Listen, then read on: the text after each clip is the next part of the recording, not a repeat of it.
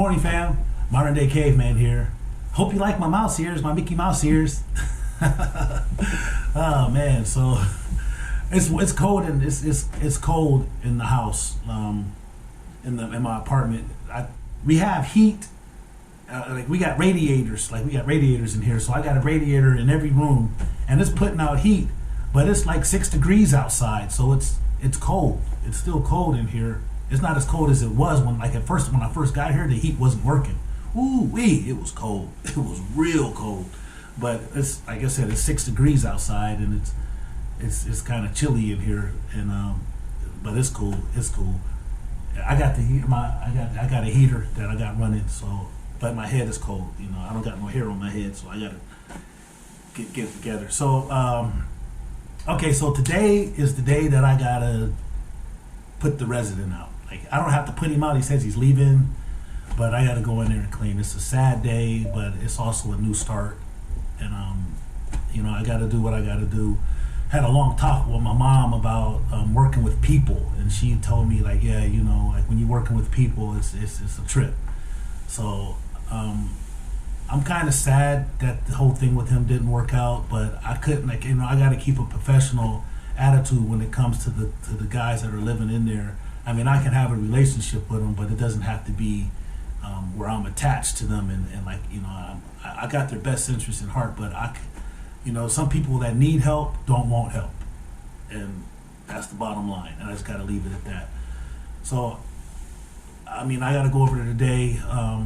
Also, my boss says, okay, we got a 2-car garage in the basement here, and like I said, when I first got here, we had to do a bunch of cleaning out, and we cleaned out the garage. So now today he says that in order for them to sell the building, they have to have the garage doors operational, which is what I said a month ago, like, dude, we need to get the garage door fixed. And so now today he calls me and tells me that we got to get the garage door fixed. I'm like, okay.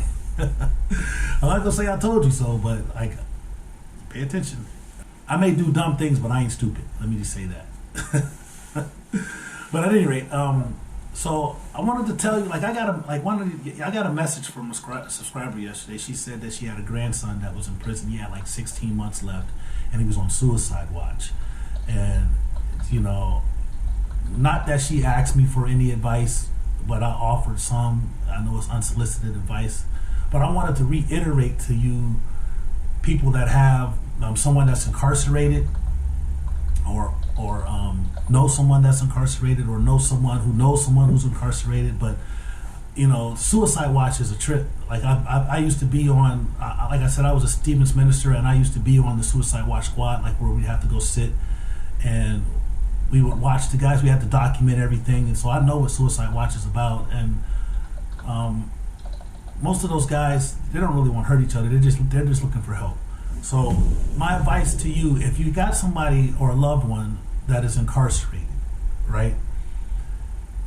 I know snail mail is like a thing of the past, it's obsolete, but I promise you that if you write them letters, if you send them pictures, like actual pictures, not digital pictures, because I'll talk about JPay in a minute. I'll get to JPay in a minute, but actual, like, send them, like, go get some pictures developed, you know, and write them a letter, a handwritten letter, or even type it, but just give them something in the mail, and do it on a regular basis, because mail means a lot to guys in prison. Like, I'm telling you, like, every time the CO has a mail and they put a mail list up, or they go and passing out mail, you know, you get that piece of mail, man, and it's a letter from home. It means a lot. Like, you just don't understand that somebody took the time out of their day to sit down and address an envelope to you and send it to you, and then in today's technology, right? So I can't tell you how many times I went, you know, look, I promise you, every inmate looks at the mail list. Every inmate, right? And so when the mail list comes out and your name's out on it, it's like, you know, it's like, yeah, I knew it. But when your name is on that list, man, you perk up. So, you know, my advice is, like, if you got someone in jail or in prison, write them. Send them a card. Just sign your name on it, you know. If you can afford it, send them some money, right? Man, so now they got, in prison, they got these JPay. JPay costs they charge, they gonna get their money. Everybody's intertwined, and they're all trying to make money off of prisons. But everybody that's in all the businesses, especially JPay, is one of those businesses they're gonna make their money, right? But it's useful because you can send them stamps and they can send messages back and forth. They can send videograms. You can send videograms. They're 30 seconds. They can watch movies. They can listen to music. They can play games. They can get inspirational stuff, self-help stuff. There's a lot happening with JPay, and it means a lot. And it also, they got this what they call GTL tablets, and every inmate in Ohio, I can just only speak for the state of Ohio. Every inmate in the state of Ohio got these GTL tablets, which are given to them for free, and they can make phone calls from their cells instead of having to stand in line and get on the phone in line, because certain prisons you just can't get, like, they just ain't gonna let dudes get on the phone, which was crazy, but that's just the way the prison operates, man. Like, it's a dog-eat-dog world. But just like if you can fund their media account, if you can put some money on their phone, or just, anything, just to let them know that they're not forgot about and they're thought about while they're in prison, it means a lot. I'm telling you, it means a tremendous amount. So, we can't inside. We can't reach out. We can't really reach out inside because we don't have access to information. So I might not remember your phone number. Or I might not remember your address, and So but they're stationary. You can look them up by name or by number and find out where they're at, get the address, and send them something. So please reach in to the guys that are incarcerated and just let them know that they're not forgotten about, man, that they are thought about, they are loved. Okay, there was something else I wanted to talk to you about.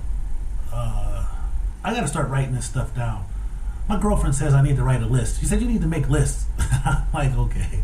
And I find myself that the more she tells me things, and it's just like, I'm like, okay, and they don't pay it. Like, I pay attention to them, but they don't really sink in till they sink in. So now I got to start writing lists, because I should have wrote down what I was going to talk about. I should have wrote down what I was going to talk about, but yeah, all right. But anyway, so it was something else I was going to talk to you about. Oh, the meeting. Okay, I remember the meeting. So, I had the meeting with the Ohio Department of Rehabilitation and Corrections and the Ohio Adult Parole Authorities, and it went great. Like it went great.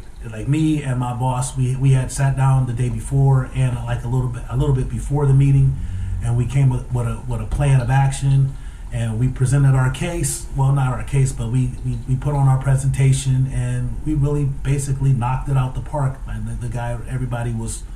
They really had no questions afterwards because we covered everything, and I really like how it went, and I'm really looking forward to this relationship that we have with them, because the guys that we had in the house previously were not from the prison system. They were guys that were from rehab. They had 2 guys that were aged out of foster care, and so they just wasn't fit for the program. But we tried to make them fit. You can't put a square peg in a round hole.